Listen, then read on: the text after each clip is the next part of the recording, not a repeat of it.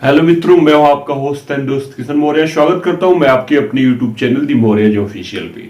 दोस्तों, हम आज का वीडियो आपके सामने लेके आए हैं जिसमें आज हम देखेंगे कि पर्वत, पठार और मैदान में क्या फर्क या क्या अंतर है। जैसे ही दोस्तों हम बोल सकते हैं भूगोल पढ़ना स्टार्ट करते हैं, शुरू करते हैं, वैसे ही ये शब्द पर्वत, पठार, पहाड़ी, मैदान आने लगते हैं जिसका हमें अर्थ नहीं पता होता या परिभाषा नहीं पता होता, तो काफी दिक्कतें आती हैं। तो इसलिए मैं बिल्कुल आसान शब्दों में आपके सामने लेके प्रस्तुत हुआ हूं कि पठार, पर्वत, मैदान, पहाड़ी ये आखिरकार क्या होते हैं। दोस्तों, आपको पता है कि जो हमारी पृथ्वी है, पृथ्वी पे कहीं ऊंचा है तो कहीं नीचा है, कहीं गड्ढे हैं तो कहीं कुछ इस प्रकार से समतल जो भूमि कहीं समतल दिखती है तो कभी काफी गड्ढे दिखते हैं, कहीं उठे।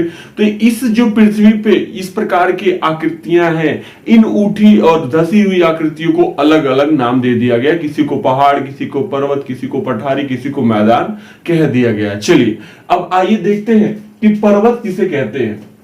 दोस्तों, ये जो पर्वत है जिसे इंग्लिश में माउंटेन कहते हैं, यह कहा है कि पर्वत पृथ्वी की सतह की प्राकृतिक ऊंचाई है। जो पृथ्वी की यह सतह है, जैसे देखो यह पृथ्वी की सतह है, ठीक है, और यहां से यह प्राकृतिक जो इसकी ऊंचाई रहेगी, ठीक है, ऐसे यह प्राकृतिक जो इसकी ऊंचाई रहेगी, ठीक है, ऐसे इस प्रकार की चीजें, ठीक है। पर्वत का छोटा तथा आकार चौड़ा होता है। पर्वत का शिखर, अब देखो यह जो इसका पार्ट है यह बोल सकते हैं शिखर। यह क्या है? शिखर इसे कहेंगे, ठीक है, शिखर। और यह जो नीचे वाला पार्ट है इसे आधार कहते हैं। क्या कहते हैं? आधार। तो कहा है कि इसका जो शिखर वाला पार्ट होता है वह छोटा होता है, ठीक है, और जो आकार यहाँ पे आधार वाला होता है यह चौड़ा होता है। यह चौड़ा पार्ट है, ठीक है, यहाँ पे यह पतला है और यह चौड़ा है, ठीक है। पर्वत की धरातल से ऊंचाई 1000 मीटर होती है, ठीक है। यह क्या हम याद रखेंगे कि इसकी जो ऊंचाई होती है मिनिमम 1000, कितना? मिनिमम 1000 मीटर होगी और मैक्सिमम बहुत सारा, जितना हो सके कई हजारों तक, ऐसा हम बोल सकते हैं। मिनिमम 1000 इसकी ऊंचाई होगी।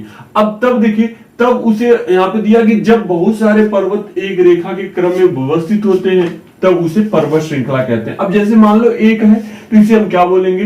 पर्वत केवल कह देंगे अगर एक है तो। और इसी में बहुत सारे ऐसे ऐसे करके, बहुत सारे ऐसे ऐसे अगर क्या हो तो इनको हम क्या बोल देंगे? क्या? पर्वत श्रृंखला बोलेंगे। क्या बोलेंगे? पर्वत श्रृंखला, ठीक है दोस्तों, पर्वत श्रृंखला बोलेंगे या पर्वत श्रेणी भी कह सकते हैं। पर्वत श्रेणी, माउंटेन रेंज, क्या बोलेंगे? Mountain range. समझ में आया दोस्तों कि यह पर्वत किसे कहते हैं? चलिए, आई होप ये क्लियर हो गया होगा। अब देखो कहा है कि पहाड़ी पर्वत का, पहाड़ी मतलब हिल्स, पहाड़ी पर्वत का लघु रूप होता है। इसका ही क्या होगा? तो यह छोटा रूप होगा, ठीक है। इसका क्या होगा? तो यह एक छोटा सा रूप होगा, ठीक है। इसका एक छोटा रूप है जिसका क्षेत्रीय विस्तार कम और ऊंचाई 1000 मीटर से कम होती है। यह अंतर है पहाड़ी और पर्वत में। याद रखेंगे कि इसकी जो यहाँ पे हमने शिखर वाला पार्ट देखा था तो कैसा था? पतला था या कम था, और आधार वाला क्या था? चौड़ा था। तो इसका आधार वाला पार्ट भी क्या रहेगा? कम रहेगा, और शिखर वाला पार्ट भी कम रहेगा।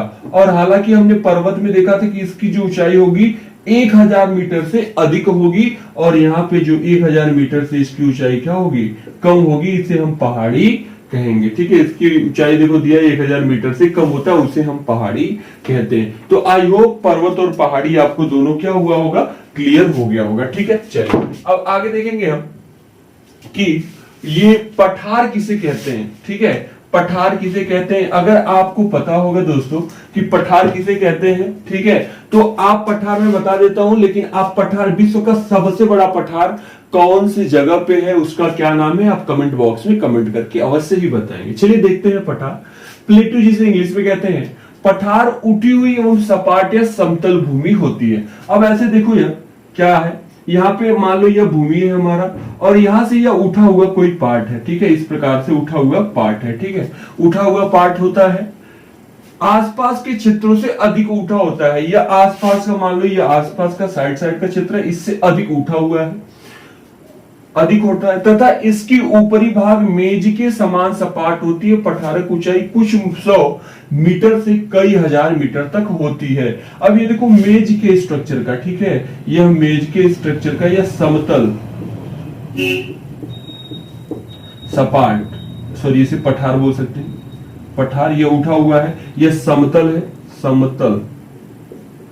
और ये सपाट कह सकते हैं या समतल भी कह सकते हैं, सपाट। ठीक है, यह भाग है, देखो यह मेज की स्ट्रक्चर की क्या हुआ है, उठा हुआ है। समतल भूमि से कुछ ऊपर उठा हुआ भाग को हम डायरेक्ट यह कह सकते हैं कि समतल भूमि से कुछ ऊपर उठे हुए भाग को पठार कहते हैं। अब यह कितना हो सकता है, तो कई सौ से, 100 से या कई सौ से लेके कई हजारों तक क्या हो सकता है, यह इसकी ऊंचाई हो सकती है। उसे हम पठार या प्लेटो कहते हैं। समझ में है? तो पठार पर्वत पहाड़ी में से क्लियर हो गया होगा। अब अगर हम बात करें कि मैदान या फील्ड किसे कहते हैं, तो लिखा कि समतल भूमि के बहुत बड़े भाग को मैदान कहा जाता है। जैसे देखो यह, यहां पे अगर आपको बता दो तो देखो यह क्या है, यह है जलमंडल, जल मंडल। और यह क्या है, स्थल मंडल। ठीक है, अब देखो दिया है ये जलमंडल है और ये स्थल मंडल। समतल भूमि के बहुत बड़े भाग को, ये जो समतल सपाट एरिया, ये बहुत बड़े भाग को क्या कहा जाता है, मैदान कहा जाता है। मैदान की ऊंचाई 200 मीटर से कम होती है। इसकी ऊंचाई जो होती है मिनिमम 200 मीटर से क्या होगी, कम होगी। इसे हम क्या कहेंगे, मैदान या फील्ड कहेंगे। समझ में आया दोस्तों? तो आई होप पर्वत, पठार, पहाड़ी, मैदान में क्या अंतर होते हैं, क्या फर्क होता है, ये आपको अच्छे से क्लियर हुआ होगा, समझ आया होगा। अगर आपको ये वीडियो पसंद आती है तो वीडियो को लाइक करेंगे। अगर चैनल पे नए होंगे तो चैनल को सब्सक्राइब करना। वीडियो में आप कमेंट करके अवश्य ही बताएंगे कि सबसे बड़ा पठार कहाँ है, उसका क्या नाम है।